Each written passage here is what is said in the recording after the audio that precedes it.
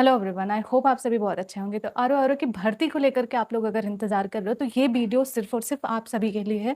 आज मैं आरओ की भर्ती के सारे पॉइंट्स, क्यों वैकेंसी लेट हो रही है, सिलेबस में चेंज हो सकता है जैसे कि आपका इलाहाबाद हाई कोर्ट आरओ का चेंज हो गया, या फिर आप लोग क्योंकि उसमें भी पेपर लीक के मामले होते थे, यहाँ भी पेपर लीक होते हैं। अभी पिछला ही पेपर लीक हुआ, तो क्या सिलेबस में बदलाव हो सकता है? साथ ही साथ वैकेंसी कब तक आ रही है, और बहुत सारे ऐसे पॉइंट हैं। आपके कमेंट्स सारे लिए गए हैं और सारे कमेंट का जवाब भी मिलेगा।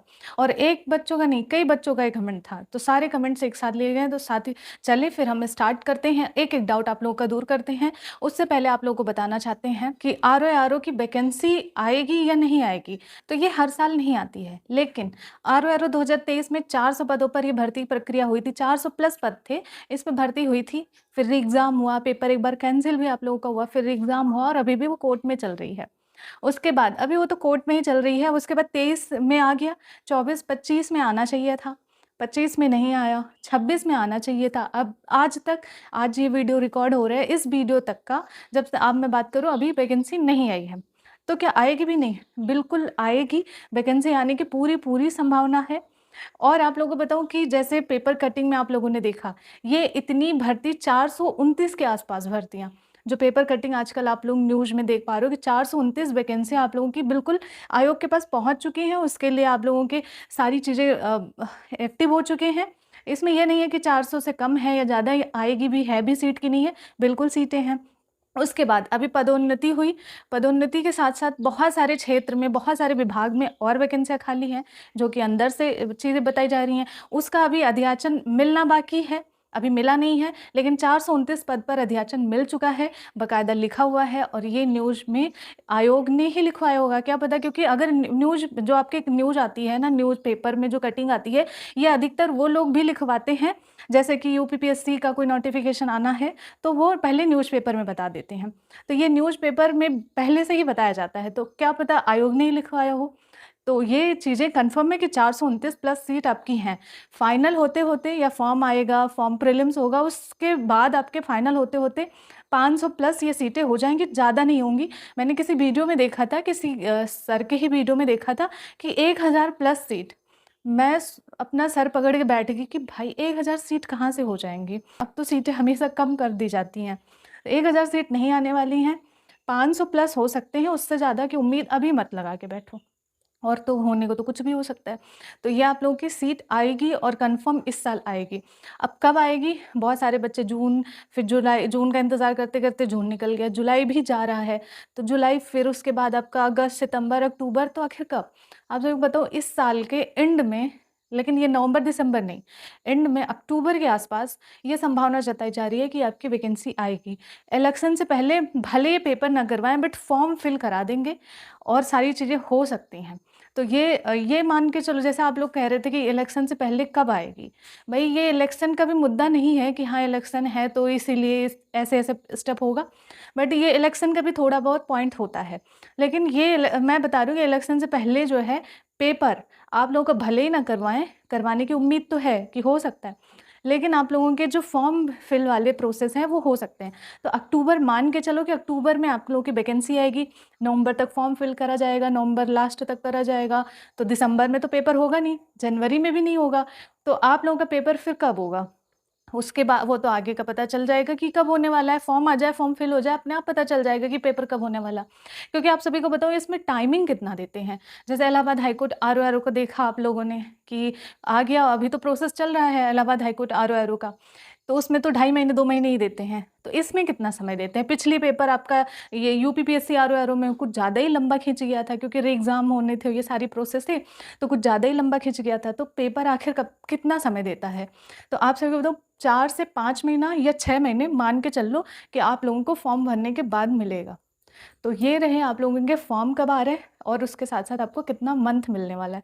तो ये आप लोगों का 2027 में पेपर होगा, बट फॉर्म इसी साल भरे जाएँगे, ये मान के चलो। अब बहुत बड़ी बात ये चल रही है कि क्या RO Allahabad high court RO की तरह यूपीपीएससी आरओ के सिलेबस में बदलाव होगा या नहीं होगा? क्योंकि जैसे देख रहे हैं कि जो री-एग्ज़ाम्स वाला है या फिर नकल की चीज़ें हैं या फिर बहुत सारे जो लीक पेपर मामला है, ये बढ़ता जा रहा है। तो क्या आप लोगों के एग्ज़ाम्स हो सकते हैं या नहीं हो सकते हैं? या सिलेबस मतलब एग्ज़ाम्स क्या आप लोगों के सिलेबस चेंज हो सकते हैं या नहीं हो सकते? देखो इलाहाबाद हाई कोर्ट आरओ-आरओ में सिलेबस चेंज हुआ, उसमें मेंस डाल दिया, बट इसमें ऑलरेडी मेंस है, तो इसमें कोई ऐसा सिलेबस नहीं चेंज होगा। आप लोग अगर इंग्लिश के लिए सोच रहे हो कि क्या इंग्लिश ऐड होगा? नहीं, इंग्लिश वगैरह नहीं ऐड होगा। और साथ ही साथ आप लोगों को बताऊँ कि इंग्लिश ना ऐड होने के बाद इंटरव्यू इसमें नहीं होता है। तो आप लोगों का एक और सवाल था, तो क्या इंटरव्यू इसमें होना हो शुरू हो जाएगा? तो आप लोगों के इंटरव्यू नहीं होगा इसमें। इसमें सिर्फ़ और सिर्फ़ आप लोगों के जो हो रहे हैं वही होंगे, इंग्लिश वगैरह नहीं ऐड किया जाएगा अलग से। जो सिलेबस है अभी वही सिलेबस रहने वाला है। आरओ-आरओ इलाहाबाद में पहले से ही बताया जा रहा था, कुछ ही महीने पहले से ये कन्फर्म होने लगी थी कि नोटिफ़िकेशन आने से पहले कि सिलेबस में बदलाव हो सकता है और सिलेबस में बदलाव हुआ। उसमें मेंस ऐड हुआ, ये ऑलरेडी मेंस ऐड है। तो बहुत सारे बच्चे और ये भी पूछ रहे हैं कि अब आगे हमको तैयारी आज से स्टार्ट कर देनी चाहिए या नोटिफ़िकेशन आए तब से करें? क्योंकि नोटिफ़िकेशन को लेकर के थोड़ी टेंशन चल रही है। आपसे ये बताऊँ कि 6 से 7 घंटे पढ़ना स्टार्ट कर दो, क्योंकि नोटिफ़िकेशन आने के बाद जो समय मिलेगा उसमें आपको सिर्फ रिवीजन करना होगा, ना कि आप अपने कोर्स कंप्लीट करोगे। और ये वन डे का एग्ज़ाम नहीं है, इसमें प्रीलिम्स और मेंस दोनों होता है। तो आप लोगों को अभी से मेंस भी रेडी करना होगा। और मैं तो बस यही कहती हूँ कि अगर आरओ-आरओ के बारे में थोड़ा-सा भी आप लोगों को नॉलेज है, तो आप मेंस की तैयारी स्टार्ट कर दो। अभी बहुत बेहतर समय है मेंस प्रिपेयर करने का।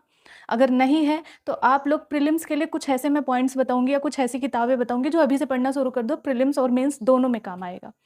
तो पहला, आप लोग अभी से तैयारी शुरू कर दो। और दोनों के पढ़ने के लिए आप थोड़ा बहुत तो पढ़े ही हो। अगर आप लोगों को लगता है कि बिल्कुल आप ज़ीरो हो, तो भाई कहीं से किसी का भी बैच ले लो। कोई भी बैच आरओ-आरओ के लिए मुझे नहीं लगता बेस्ट है। सेल्फ स्टडी ही होगा, ठीक है? आरओ-आरओ के लिए मैंने बहुत सारे बैचेज़, बहुत नामी-नामी कोचिंग्स के मैंने बैचेज़ देखे हैं, नहीं है। आपको एक गाइडेंस मिल जाएगी, नॉर्मल आपको पता चल जाएगा कि है क्या सिलेबस। उसके बाद आपको सेल्फ स्टडी ही क्वालीफाई कराएगा। अगर आपको थोड़ा बहुत आइडिया है, आपने कभी इससे पहले पेपर दिया है, तो आप पूर्वालोकन पढ़ना स्टार्ट कर दो। आज भी पूर्वालोकन से सिलेक्शन होता है। तो पूर्वालोकन पढ़ो, साथ ही साथ हिंदी की कोई किताब ले लो। अगर आपके पास हिंदी जो 60 नंबर का आता है, इसकी किताब नहीं है, तो डिकोड चैनल का जो हिंदी है बहुत अच्छी है। आप वो हिंदी ले लो, उसको रटना शुरू कर दो।